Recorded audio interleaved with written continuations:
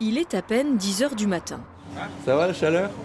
Le thermomètre affiche déjà 34 degrés sur ce toit en zinc. À midi, il dépassera largement les 50. À compter de ce 1er juillet, les employeurs doivent protéger au maximum leurs salariés avec des points d'eau et des horaires modifiés. Cette entreprise n'a pas attendu ces nouvelles mesures pour s'adapter. On prend ce chantier à 5 h le matin et on se protège et puis on terminera plus tôt vers 13 h. On le fait tous les ans, depuis de nombreuses années. Et c'est un confort de travail, c'est aussi une éthique de l'entreprise. Et puis c'est un respect pour le salarié.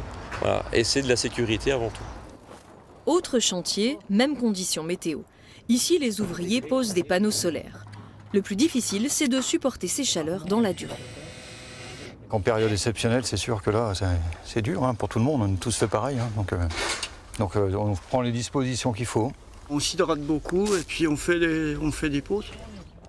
Autre contrainte pour les entreprises, celle des plannings, notamment chez les particuliers, plus ou moins souples et compréhensifs. On a des clients avec qui on a fixé des rendez-vous, donc on ne peut pas toujours se permettre de décaler les chantiers. Donc ce qu'on fait, c'est qu'on adapte un petit peu les horaires de nos techniciens. Ils viennent plus tôt le matin, on fait livrer les chantiers tôt le matin.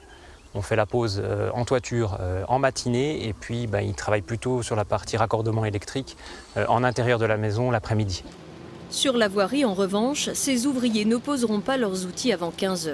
Impossible ici de commencer avant 7 h du matin ou de s'abriter. Mais à compter de ce 1er juillet, les entreprises pourront suspendre les travaux et être indemnisées dès le déclenchement dans le département de l'alerte orange à la canicule.